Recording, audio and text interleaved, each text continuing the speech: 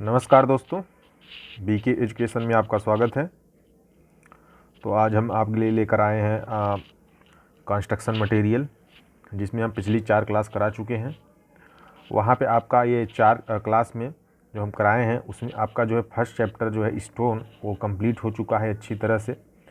और जो भी एक्स्ट्रा क्वेश्चन कुछ स्टोन से अगर बनता है तो मैं क्वेश्चन पेपर जब आपको एक बार एनालिसिस करवाऊंगा तब हम आपको वहाँ पे जो एक्स्ट्रा क्वेश्चंस होंगे, ठीक है। कभी कभी क्या होता है, कुछ मिसलेनियस क्वेश्चन आ जाते हैं कि जो आपके सिलेबस में नहीं, उस तरह के कुछ अलग क्वेश्चंस आ जाते हैं।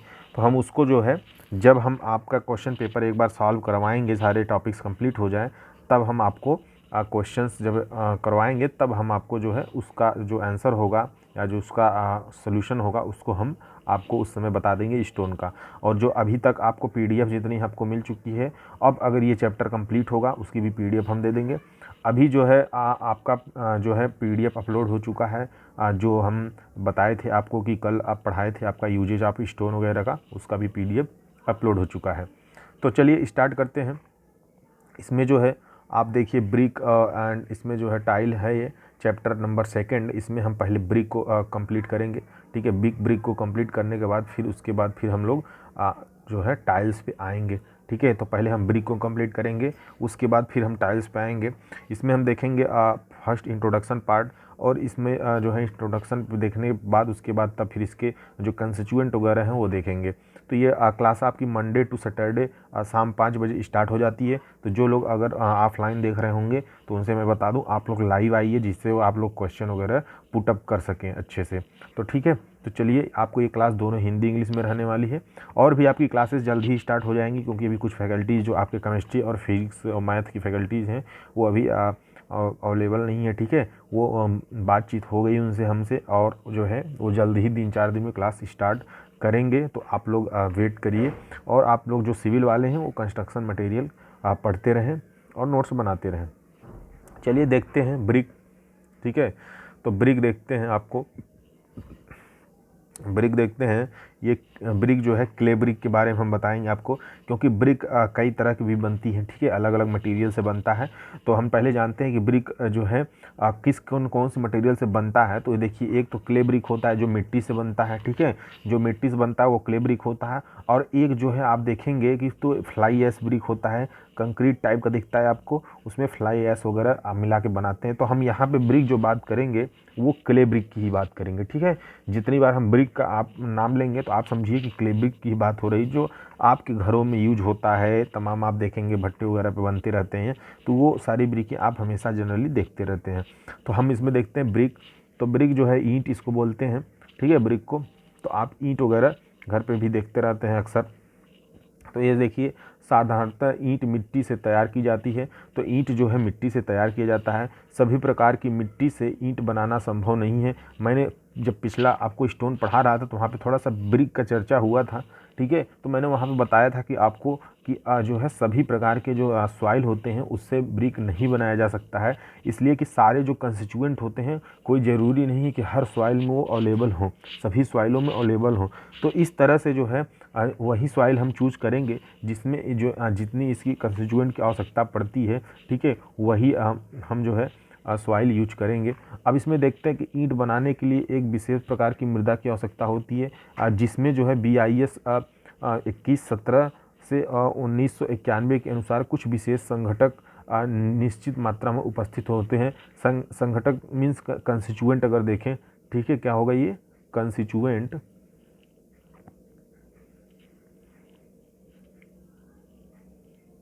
कंस्टिट्यूएंट्स, ठीक है। तो कंस्टिट्यूएंट जो होता है, अब उसमें हम देखेंगे कौन कौन से कंस्टिट्यूएंट ब्रिक में पाए जाते हैं। जो सॉइल होती है उस सॉइल में कौन कौन से कंस्टिट्यूएंट पाए जाते हैं।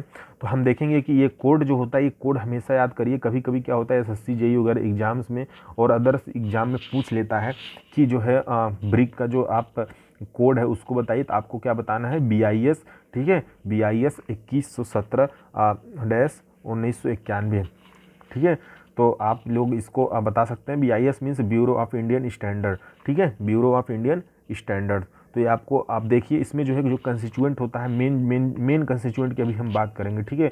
वैसे कंस्टिट्यूएंट देखें तो बहुत सारे होते हैं, बहुत सारे संघटक आपको उसमें मिल जाएंगे, लेकिन हमको जो मेन ध्यान देना है, ठीक है, उसको क्या क्या ध्यान देना है, उसमें आपको सिलिका का ध्यान देना है और एल्यूमिनियम, ठीक है, एल्यूमिना और लाइम और आयरन ऑक्साइड और मैग्नीशिया। तो सिलिका, एल्यूमिना और लाइम, आयरन ऑक्साइड और मैग्नीशिया, तो आपको क्या क्या ध्यान देना है, कुल 5 चीज़ को ज़्यादा ध्यान देना है, ठीक है। Silica, alumina, lime, iron oxide और मैग्नीशिया। तो इस तरह से आप देखेंगे कि सबसे कौन कौन से कंस्टिट्यूएंट की मात्रा कितनी होनी चाहिए। तो देखिए सिलिका जो है आपका 50 से 60% होना चाहिए। कितना होना चाहिए? सिलिका जो है जो हम सॉइल तैयार करेंगे, ठीक है, ब्रिक के लिए, ईंट बनाने के लिए जो सॉइल मिट्टी तैयार करेंगे, उसमें सिलिका का जो कंटेंट होना चाहिए वो 50 से 60% होना चाहिए। और एल्यूमिना का देखें तो 20 से 30% होना चाहिए। और लाइम का देखें तो 4 से 5% होना चाहिए। और आयरन ऑक्साइड का देखें तो 5 से 6% होना चाहिए। और मैग्नीशिया जो है ये नॉट मोर देन 1%, ठीक है, 1% से अधिक नहीं होना चाहिए मैग्नीशिया। वो इसलिए कि आपको अभी हम बताएंगे, आगे टेस्ट वगैरह करेंगे, मैग्नीशिया की टेस्ट वगैरह सारे करेंगे, तो वहाँ पे आपको पता चल जाएगा कि मैग्नीशिया सर क्यों नहीं बढ़ा रहे हैं, ठीक है। तो इसका रीज़न ये होता है कि कुछ वो स्वेलिंग जैसा कुछ उसमें होने लगता है, ठीक है, तो वो हम आगे चर्चा करेंगे। तो इसमें आपको याद करना कैसे है कि सिलिका 50 से 60%, आप सिलिका हमेशा आपको अधिक रखना है, ठीक है, कितना, सबसे अधिक आपको सिलिका रखना है और सबसे कम मैग्नीशिया रखना है। और एल्यूमिना आपका 20 से 30% रखना है। और लाइम 4 से 5% रखना है। और आयरन ऑक्साइड 5 से 6% रखना है। तो इस तरह से आप इसको याद कर सकते हैं। एक मेन कंस्टिट्यूएंट है, आपके 5 कंस्टिट्यूएंट हैं, ठीक है। तो पांचों को हम अब यहाँ पे देखेंगे कि क्लासिफिकेशन ऑफ ब्रिक अर्थ, ठीक है, जो हम मिट्टी लाते हैं उन मिट्टी को जो ब्रिक बनाने के लिए हमने मिट्टी यूज किया है, करते हैं या कर लेते हैं, ठीक है, तो उसका जो क्लासिफिकेशन सॉइल का कितने जो है कर सकते हैं, कितने भागों में उसको हम वर्गीकृत कर सकते हैं। तो उसको हम देखें तो ईंट वाली मिट्टी को 3 वर्गों में वर्गीकृत किया जाता है। कितने वर्गों में? 3 वर्गों में वर्गीकृत किया जाता है, ठीक है। कितने क्लासिफिकेशन हैं? 3 हैं ब्रिक अर्थ के जो हम मिट्टी बनाते हैं। तो हम देखेंगे पहला जो मिट्टी होगी वो loamy and milder Sandy clay होगा। लोमी है, माइल्डर सैंडी क्ले होगा, ठीक है, मतलब कि उसमें थोड़ा सा सैंड की भी मात्रा रहेगी और लोमी भी रहेगा, ठीक है। तो ये हम क्ले इसमें जो है यूज करेंगे। तो इसमें कौन कौन से कंस्टिट्यूएंट देखे हैं कितना होता है, तो देखिए सिलिका इसमें सबसे अधिक है। सिलिका क्या है? सबसे अधिक है, 66% है।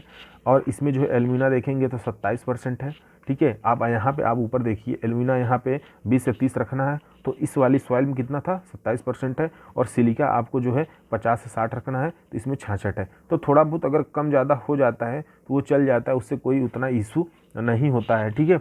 अब देखेंगे आयरन ऑक्साइड जो है इसमें वो 1% है। और लाइम में मैग्नीशिया 1% है। तो इनका भी हम उपयोग अभी आगे बताएंगे कि कौन से जो कंस्टिट्यूएंट होते हैं, जिसे सिलिका का आगे क्या उपयोग है, इसमें सिलिका क्या आपको देता है, ठीक है, ब्रिक में। जैसे आयरन ऑक्साइड क्या देता है, तो आयरन ऑक्साइड जैसे आपका जो रेडिश कलर होता है वो प्रदान करता है। तो अलग अलग जो कंस्टिट्यूएंट हैं इनका कुछ अलग अलग रोल है, ठीक है, उनका उपस्थिति होने का अलग अलग रोल है। तो वो सारे हम जो रोल हैं उनको आगे भी हम बताएंगे आपको कि अलग अलग क्या रोल है इनके, क्यों इसको मिलाया जाता है। कोई ज़रूरी है क्या कि अभी आप माइंड में चला कोई सर ज़रूरी हम आयरन ऑक्साइड मिलाएं, तो ये हाँ भाई ज़रूरी इसलिए है कि बिना उसके जो है उसके जो क्वालिटी हैं वो सारे क्वालिटी जो पैरामीटर्स हैं वो नहीं पूरे हो पाएंगे, इसलिए हम सारे कंस्टिट्यूएंट को मिलाएंगे और एक रेशियो के हिसाब से मिलाएंगे, कोई कम न भी हो और ना ही बहुत ज़्यादा भी हो, ठीक है। अगर ज़्यादा होगा तब पर भी नुकसान करेगा उसके लिए, और कम होगा तब पर भी उसके लिए नुकसान करेगा। तो वो चीज़ हम आगे देखेंगे। इसमें देखिए आयरन ऑक्साइड 1% और ऑर्गेनिक मैटर जो है 5% इसमें होता है, इस सॉइल में होता है, ठीक है, ना कि ऐसा होना चाहिए, ठीक है। इस सॉइल में होता है, जो हम सॉइल यूज करते हैं, तो ये भाई अब है तो हम उसको हटा तो सकते नहीं हैं, ठीक है। तो इस तरह से इसमें 5% रहता है। और इसमें देखेंगे लाइम मैग्नीशिया ये 1% रहता है।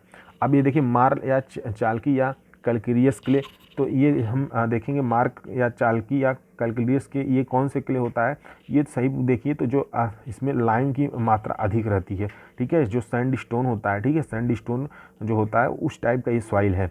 तो इसमें देखेंगे कि एल्यूमिना जो है 10% रहेगा और सिलिका 35% रहता है, और लाइम एंड मैग्नीशिया जो है 48% रहता है। तो देखिए इसमें क्या है, लाइम और मैग्नीशिया की अधिकता है। और आयरन ऑक्साइड देखें तो 3% इसमें रहता है, और एल्कलीज देखें तो 4% रहता है। तो इस तरह से मार्ल या चालकिया आप देखें तो कैल्केरियस क्ले इस कंस्टिट्यूएंट है ये।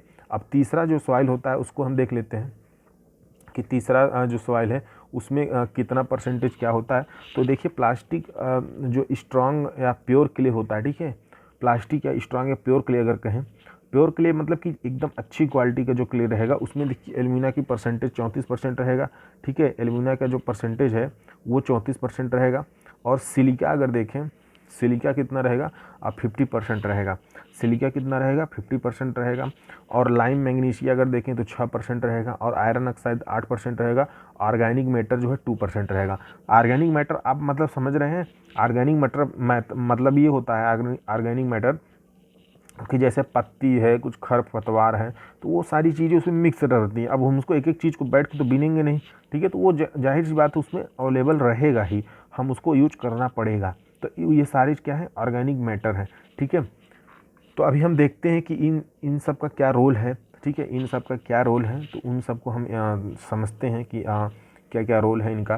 तो अब देखेंगे कि main work of BRICS clay, ठीक है, main work of BRICS clay earth ingredient, जो इंग्रेडिएंट है, जो कंस्टिट्यूएंट है, ठीक है, संघटक, उनका क्या क्या मेन वर्क है उसको हम देखते हैं। तो हमने ऊपर जो 5 डिस्कशन किए थे कि आपका सिलिका जो है, एल्यूमिना जो है, ठीक है, लाइम जो है, तो और मैग्नीशिया, आयरन ऑक्साइड, तो इन सब के बारे में हम देखते हैं कि अलग अलग क्या इनका रोल है। तो उसको हम एक एक करके देख लेते हैं।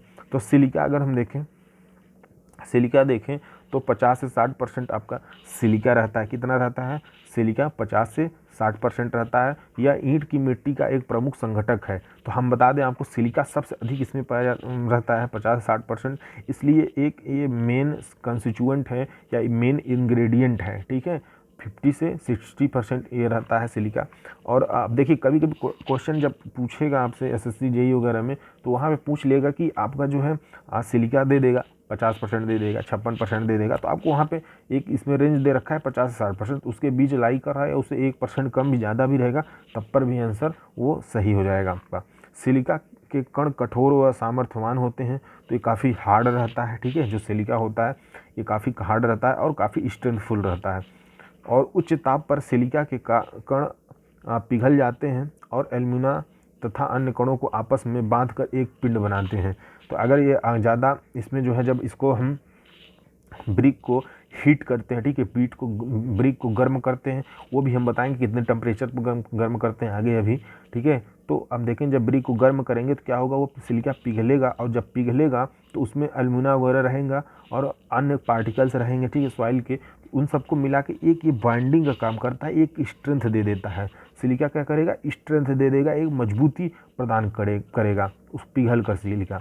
अब इस प्रकार के सिलिका के कण ईंट को सामर्थ्य प्रदान करते हैं। तो सिलिका का मेन रोल ये है कि उसको सामर्थ्यवान बनाता है। अगर सिलिका का कंस्टिट्यूएंट कम है तो इसका मतलब ब्रिक कमज़ोर है, और सिलिका जितना अच्छा इसमें 50 से 60% रेशियो अगर रहे तो इसलिए जो है आपका ब्रिक काफ़ी मजबूत बन जाता है। तो सिलिका का आपका आप याद रखिए कि सिलिका से जो है स्ट्रेंथ हमको मिलता है, ठीक, तथा मिट्टी के सूखने तथा पकने पर सिकुड़न नहीं आने देते, ठीक है। और जब वो क्या होता है कि जब जैसे ही सूखता है और पकाते हैं उसको जो है भट्टी में डालकर, ठीक है, जो आपका ईंट होता है उसको जब भट्टी में डालकर पकाते हैं तो उसमें सिकुड़न वगैरह नहीं आने देता है। कभी कभी क्या होता है, अगर सिलिका की कमी रहती, देखिए आप ब्रिक जो है कहीं कहीं सिकुड़ जाता है, टेढ़ा मेढ़ा हो जाता है, ठीक है, आप देखे होंगे। तो उस तरह के ब्रिक हम यूज नहीं करते हैं, और सस्ते दामों में भी वो उपलब्ध रहते हैं। तो इस तरह से सिकुड़न नहीं आने देते, अर्थात यह एक ईंट का आकार बनाए रखने में मदद करता है। तो आप देखिए सिलिका क्या चीज़ आपको प्रदान करता है, क्या देता है, तो सिलिका हमको स्ट्रेंथ देता है, और दूसरी चीज़ हमको वो सिकुड़न से बचा लेता है, ठीक है, तो वो सिकुड़न को नहीं आने देता है। अतः हम कह सकते हैं कि सिलिका ईंट में सिकुड़न को नियंत्रित करती है। तो ये हम आपको बता दिया ऑलरेडी। अब वर्क देख लेंगे इसका। सिलिका के कण ईंट को सामर्थ्य प्रदान करते हैं, सिलिका को नियंत्रित करते हैं, सिकुड़न को नियंत्रित करते हैं। सिलिका के कण पानी नहीं सोखते, अतः ईंट की जल अवरोधकता में वृद्धि होती है। तो ये एक चीज़ और इसमें आ गई आपकी कि ये जो है जो वाटर एब्जॉर्प्शन है, ठीक है, जो जल अवरोधक या जल सोखने की जो उसमें क्षमता होती है, उसको जो है वो पानी सोखने नहीं देता है, ठीक है, उसको बढ़ा देता है। अब देखिए आपका सिलिका के कारण ईंट की कोरें मजबूत बनी रहती हैं। अब क्या होगा अगर सिलिका कमी रही, कहीं कहीं देखिए आप ब्रिक की जो कोरें वगैरह हैं वो क्या होगा, इस तरह से जैसे ब्रिक रहता है, ठीक है, इस तरह से ब्रिक रहेगा, ये कोरें वगैरह ऐसे अगर मजबूत नहीं रहेंगी तो ये कट जाएंगी, इधर उधर फेंकने पे रखने पे टूटती रहेंगी। तो इस तरह से वो कोरों को भी मजबूती प्रदान करता है और ईंट का आकार अच्छा बना रहता है और एक अच्छे शेप में वो रहती है। तो सिलिका की कमी से होने वाली हानियाँ क्या क्या हैं, ये तो हमारा हो गया लाभ, ठीक है, ये क्या हो गया आपका लाभ हो गया, और ये हमारी हानियाँ हैं। इसमें देखते हैं क्या क्या होता है। तो सामर्थ्य घट जाती है भैया, जाहिर सी बात है, उसी का सब अपोजिट हो जाएगा, उसी का क्या होगा, सब अपोजिट हो जाएगा। तो इसका भैया हम देखें तो इसका जो है हमारा उसकी सामर्थ्यवान भी घट जाएगी, ठीक है, और सिलिका के सिकुड़न को नियंत्रित करती थी इसलिए ईंट के पकने सूखने में ईंट में सिकुड़न ज़्यादा होगी। अगर सिलिका कमी रहेगी तो सिकुड़न भी आएगी। सिलिका के कण पानी नहीं सोखते, ईंट में मिट्टी सिलिका की मात्रा कम होने पर ईंट जल अवरोधकता में कमी भी आ जाएगी, ठीक है, जो जल अवरोधकता है, ठीक है, वो अधिक थी, यहाँ पे क्या होगा, कम हो जाएगा। अब देखेंगे सिलिका के कणों पर वायुमंडलीय तत्वों का प्रभाव कम होता है, इस कारण से सिलिका ईंट ड्यूरेबिलिटी को भी बढ़ाता है। कहीं कहीं आप देखिए जब पुराने जो मकान होंगे, ठीक है, और अगर वो प्लास्टर नहीं हुए हों तो उसमें क्या होता है कि ऐसे ब्रिक देखेंगे ध्यान से तो वो रेडिश कलर में होकर ऐसे ऐसे झरने लगता है, टूटने लगता है छोटे छोटे में। वो क्या होता है कि ड्यूरेबिलिटी उसकी जब ज़्यादा दिन तक हो जाती है तो ड्यूरेबिलिटी अच्छी नहीं रहती है, तो क्या होता है कि वो झरने लगता है। तो ये सब सिलिका की कमी के ही कारण होता है, ठीक है, सिलिका के कमी के ही कारण होता है। तो सिलिका की अधिकता से हानियाँ देखें, अगर सिलिका अधिक भी कर देंगे तो क्या हानि होगी। अब ठीक है, अब कम कर दिए तो क्या हानि हुई, आप ऊपर देख लिए, और अगर अधिक भी करेंगे, इसीलिए मैं बोला 50 से 60% रहना चाहिए, तो वो भी देख लेते हैं सिलिका की अधिकता से हमें क्या हानि होती है। तो सिलिका की अधिकता से ढलाई से असुविधा होती है, ठीक है, ढलाई में असुविधा होती है। अगर आप सिलिका को बढ़ा देते हैं, ठीक है, तो जब हम उसको ईंट बनाएंगे तो ढलाई करेंगे, ढलाई कैसे करते हैं, जो ईंट को बनाएंगे मोल्ड होता है, मोल्ड में डालकर बनाते हैं, तो उसमें भी आपको दिक्कत आएगी, असुविधा होगी, क्योंकि सिलिका के कणों में असंजन बल न होने के कारण यह ईंट और मिट्टी की प्लास्टिसिटी को कम कर देते हैं। जैसे ही आपने उसको बढ़ाया वो क्या करेगा, जो उसमें प्लास्टिसिटी बनी है वो उतनी अच्छी नहीं मिलेगी आपको, जो आप ब्रिक बनाते हैं वो फैलने लगेगा, ठीक है, अच्छे से उसमें कॉम्पैक्ट नहीं होगा।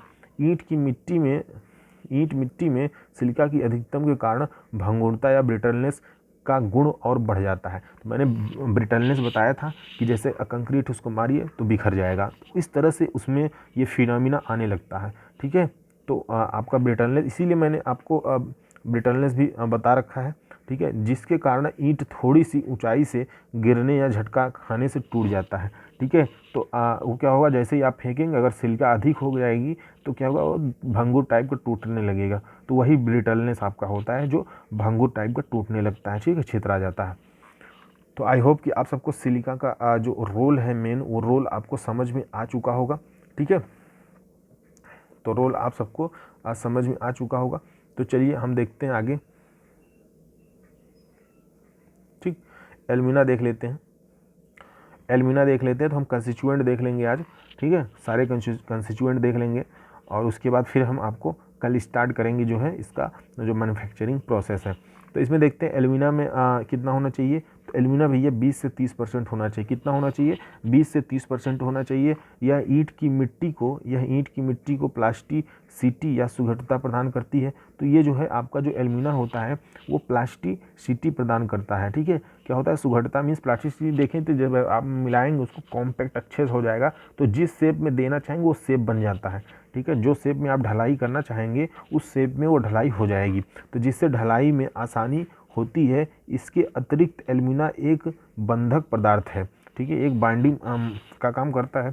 वो किसके साथ काम करता है? सिलिका जब पिघलता है तो इसके साथ ये बाइंडिंग अच्छे से बना लेता है, जो ईंट को पकने से पहले तक मिट्टी के विभिन्न संघटकों को आपस में बांधा कर रखता है। ठीक है, तो एक बंधक का भी इसमें काम क्या करता है कि वो जैसे जब तक पकाना रहेगा, जब सूखेगा तो एक तरह से आप कच्चा ईंट देखिए तो बढ़िया से वो भी कॉम्पैक्ट ही रहता है, तो वो आपका एल्यूमिना के कारण होता है। और एल्यूमिना सूखने तथा पकने पर सिकुड़ती है तथा इसे कण सिलिका की अपेक्षा कमजोर तथा जल से प्रभावित होने वाले होते हैं। तो ये भैया एल्यूमिना जो है ज़्यादा अगर सूखने पे ये सिकुड़ता भी है, ठीक है, और इसमें सिकुड़न भी पैदा होती है, तो ये काफ़ी जो है कमज़ोर भी रहती है। तो इस तरह से इसलिए इसको ज़्यादा हम कंटेंट नहीं बढ़ाते हैं इसमें। तो अतः ईंट मिट्टी में एल्यूमिना का अनुपात अधिक होने पर ईंट को सुखाने तथा पकाने में इसमें दरारें पड़ जाती हैं। इसलिए हम एल्यूमिना को ज़्यादा नहीं करेंगे, एल्यूमिना हमेशा 20 से 30% ही रखेंगे। अगर ज़्यादा करेंगे तो ईंट क्या होगा? सिकुड़ने लगेगा। ठीक है, ईंट क्या होगा? सिकुड़ने लगेगा। तो आई होप आप सबको समझ में आ रहा होगा। ठीक है, और ईंट की सामर्थ्य कम हो जाती है तो स्ट्रेंथ भी कम हो जाएगी अगर हम जो है एल्यूमिना को घटाएंगे या बढ़ाएंगे। इसमें देखेंगे कि एल्यूमिना की मात्रा कम होने पर ईंट की मिट्टी प्लास्टिसिटी घट जाती है, जिसके कारण ढलाई में भी समस्या आती है। तो अगर एल्यूमिना आप कम कर रहे हैं तो क्या होगा? जो प्लास्टिसिटी है वो कम हो जाएगी। ठीक है, तो वो ढलाई करने में भी हमको दिक्कत होगी। और अगर बढ़ा देते हैं तो क्या होगा कि आपको जो है उसमें देखने क्रैक वगैरह भी डेवलप होने लगेंगे। तो मैंने ये चीज़ आपको पहले बताया था, हम देखेंगे कि उसका क्या अहम रोल है। तो इसलिए ना ज़्यादा भी डालेंगे और ना ही कोई कंस्टिट्यूएंट हम कम भी डालेंगे। तो इस तरह से अगर कहीं पे कोई ज़्यादा मिट्टी में अवेलेबल रहता है तो हम उस हिसाब से या तो उसको ब्रिक को बनाएंगे, नहीं तो नहीं बनाएंगे उस मिट्टी का ब्रिक। ठीक है, उसको छोड़ देंगे मिट्टी को। और अगर जैसे कुछ चीज़ें हमको मिल जाती है मार्केट में अवेलेबल, ठीक है, तो हम उसको ले जाकर उस मिट्टी में मिला देंगे और तब उसके बाद उसका ब्रिक हम मैन्युफैक्चर करेंगे। तो अब देखते हैं आयरन ऑक्साइड, तीसरा नंबर। आयरन ऑक्साइड जो है 5 से 6% आपका होता है। अब इसमें देखें क्या क्या चीज़ होता है। ईंट में यह गालक का कार्य करता है। ठीक है, ईंट में यह गालक का कार्य करता है, जिसके कारण कम तापक्रम ही सिलिका के कण पिघल जाते हैं। ठीक है, ये जो है क्या करता है? एक गालक का कार्य करता है, मीन्स पिघलने का कार्य करता है, जिसके कारण कम ही तापक्रम पर सिलिका जो होता है वो पिघलने लगता है। वो किस कारण से जल्दी से पिघलता है? आयरन ऑक्साइड के कारण पिघलता है। तो इसका अहम रोल क्या होता है? पिघलाने में भी एक अहम रोल होता है। और हम देखेंगे कि क्या करता है, ये उच्च ताप पर एल्यूमिना से क्रिया करता है और ईंट को लाल रंग देता है। ठीक है, जैसे ही ये एल्यूमिना से रिएक्ट करेगा आयरन ऑक्साइड को तो वो एक लाल रंग प्रदान करता है। तो आप देखिए ब्रिक क्या होता है? रेडिश होता है। ठीक है, रेडिश ब्राउन होता है। देखिए, तो वो लाल रंग के कारण होता है, वो आयरन ऑक्साइड के कारण होता है। तो हम पहले आपको बता दें कि ये सबसे ज़्यादा पूछा जाने वाला क्वेश्चन है कि जो ईंट में लाल रंग या रेडिश प्रदान होता है वो किस कंस्टिट्यूएंट के कारण प्रदान होता है? तो वो है आयरन ऑक्साइड। ठीक है, ये सबसे ज़्यादा क्वेश्चन पूछा जाने वाला है। अब ये जो है 5 से 6% आयरन ऑक्साइड होता है। ठीक है, आयरन ऑक्साइड कितना होता है? 5 से 6% आयरन ऑक्साइड होता है। यह ईंट को कठोर व मजबूत बनाता है। ठीक है, यह ईंट को कठोर व मजबूत बनाता है। ईंट में आयरन ऑक्साइड की अधिकता से ईंट जामुनी अथवा काला रंग ग्रहण कर लेता है। ईंट में आयरन ऑक्साइड की अगर अधिकता कर देंगे, अगर आप 5 से 6% से अधिक आप मिलाएंगे तो क्या होगा? ईंट में जो है काला रंग होने लगेगा, ज़्यादा गाढ़ा हो जाएगा, तो वो दिक्कत होगा। फिर आपको उसको जो है देखने में भी आपको अच्छा नहीं लगेगा, और जैसे आप उस पर कोई हम वर्क करेंगे तब पर भी आपको नहीं अच्छा दिखेगा। और कमी के कारण ईंट पीला रंग के लिए होता है। कमी के कारण ईंट पीला रंग के लिए होता है, जो ईंट कमज़ोर होने की आभास देता है। तो भैया अगर आप कम रहेगा तो क्या होगा? आप देखिए कमज़ोर हो जाता है। तो उसमें देखिए कई क्वालिटी के भी ईंट हमको देखने को मिलते हैं। ठीक है, एक सेकंड क्लास, एक थर्ड क्लास। ठीक है, इस तरह से उसमें ईंट को देखने को फिर मिलेंगे हमको। अब हम देखेंगे कि लाइम का क्या इसमें रोल है, उसके बाद फिर हम नेक्स्ट देखेंगे। तो इस तरह से हमारा जो है कंस्टिट्यूएंट जो होगा वो कंप्लीट हो जाएगा। ठीक है, तो लाइम हम देख लेते हैं। लाइम जो है हमारा CaO ये 4 से 5% रहता है। कितना रहता है?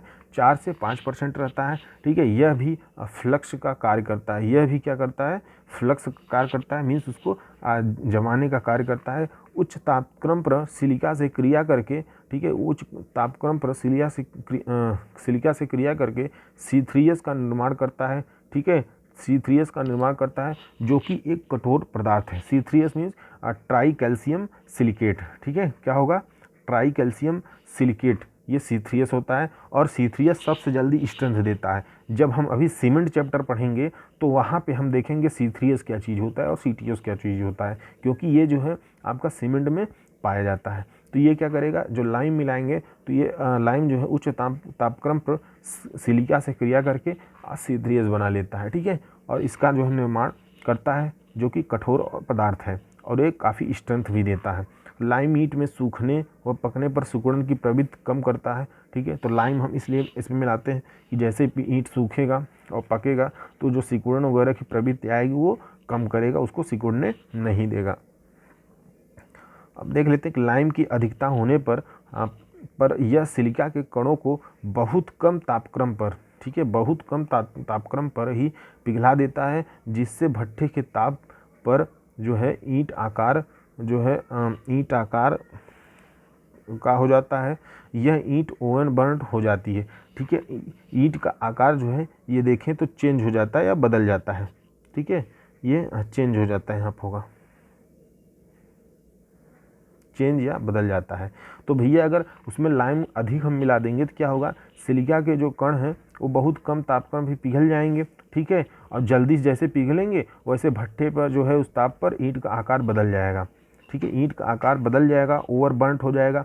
आप देखिए क्या होता है, जब मार्केट वगैरह में तमाम कुछ ईंटें ऐसी होती हैं, आप देखिए वो टेढ़ी मेढ़ी हो जाती है, क्या होता है, टेढ़ी मेढ़ी हो जाती हैं और जो है काफ़ी जो है हीट हो जाती हैं, तो एकदम इस शेप में कुछ इस तरह से हो जाती है, ठीक है, इस तरह से कुछ शेप बन जाता है उनका, और काफ़ी जो है हार्ड दिखेंगी आपको और कुछ डार्क ब्राउन टाइप को दिखेंगी। तो ईंट में क्या होता है, वो लाइम की अधिकता के कारण वो जो है सिलिका जल्दी से पिघल जाता है और ज़्यादा वो जल जाता है, ठीक है, ईंट ओवर बर्न जिसको बोलते हैं, ठीक है। अधिकता के कारण ईंट में निर्दोषता साउंडनेस का भी गुण होता है, ठीक है। तो साउंडनेस अगर देखें तो प्रसार को नहीं पाने का गुण जो है प्रसार की प्रद्रुता का गुण न होना, ठीक है। तो ये जो है आपका निर्दोषता हो जाती है उसमें, इसके भी कारण किसके, लाइम के कारण। साउंडनेस हम देख लेंगे अभी सीमेंट में क्या चीज़ मेन होता है आपका, सीमेंट में ज़्यादा आपको वहाँ पे साउंडनेस देखने को मिलता है। तो हम देखेंगे कि अब मैग्नीशिया जो है, ठीक है, मैग्नीशिया देख लेते हैं कि मैग्नीशिया का जो है क्या होता है। तो इसको जो है 1% से अधिक नहीं मिलाना चाहिए, ये हम आपको पहले ही बता चुके थे, कितना 1% से अधिक नहीं मिलाना चाहिए मैग्नीशिया को। तो इस सब कंस्टिट्यूएंट को आप याद कर लीजिए, जैसे मैंने आपको अभी बताया, आप पाँचों कंस्टिट्यूएंट, ठीक है। तो पाँचों कंस्टिट्यूएंट एक बार फिर से आप देख लेंगे कौन कौन से हैं 500 कंस्टिट्यूएंट। तो सिलिका हुआ, एल्यूमिना हुआ, उसके बाद फिर देखेंगे आप आयरन ऑक्साइड, लाइम, ठीक है, उसके बाद यहाँ पे मैग्नीशिया की हम बात कर रहे हैं। अब इसमें देखिए ईंट को पीला रंग प्रदान करता है और ईंट में सिकुड़न को कम करता है। तो मैग्नीशिया भी सिकुड़न को कम करता है और पीला रंग प्रदान करता है। अधिकता से क्या होता है, ईंट में पीलापन आ जाता है। अगर ज़्यादा मिलाएंगे तो ईंट पीलापन हो जाएगा और कम मिलाएंगे तो ईंट काला हो जाएगा। तो इसलिए मैग्नीशिया को जो है हम 1% से अधिक नहीं मिलाते हैं, ठीक है। और अगर अवेलेबल रहता है तो हम उसको रोक तो सकते नहीं हैं, ठीक है, तो उसको हम यूज भी करेंगे। और ईंट मिट्टी में यह भी एक गालक का कार्य करता है। तो ये भी जो है गलाने का कार्य करता है जो कंस्टिट्यूएंट और होते हैं, ताकि ब्रिक जो अच्छे से कॉम्पैक्ट हो सके। तो इन सब का अहम रोल है, ठीक है, इन सब का आपको मैंने बता दिया कि क्या क्या अहम रोल है। तो आई होप आप सबको ये क्लियर हो चुका होगा कि इसमें जो है क्या क्या अहम रोल है, ठीक है।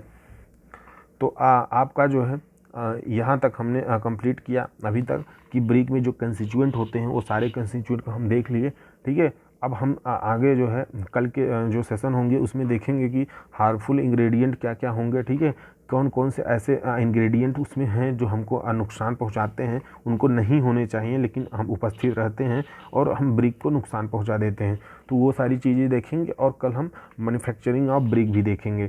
तो आई होप कि आप सब लोग को यहाँ तक क्लियर हो चुका होगा, ठीक है। तो चलिए अब हम कल सेशन को स्टार्ट करेंगे, ठीक है। तो आप सब लोग कल 5 बजे लाइव ज़रूर आइएगा। जिससे कि आप लोग को ये ब्रिक अच्छे से क्लियर हो सके। और स्टोन हमने करा दिया है, तो जो इतने लोग अभी स्टोन ना देखे हों तो स्टोन को आप देख लीजिए, ठीक है। वहाँ जाके आप प्लेलिस्ट में आप जब जाएंगे तो वहाँ फर्स्ट सेमेस्टर क्लासेस में आपको दिखेगा कंस्ट्रक्शन मटेरियल, वहाँ पे सारे लेक्चर्स पड़े हुए हैं। और इसका PDF जो है, जैसे ही ब्रिक टोटल कंप्लीट होगा उसके बाद हम PDF आपको प्रोवाइड करेंगे। और स्टोन का PDF टेलीग्राम में दिया हुआ है, और टेलीग्राम का लिंक आपको मिल जाएगा हमारे डिस्क्रिप्शन बॉक्स में। तो चलिए, ओके, थैंक यू।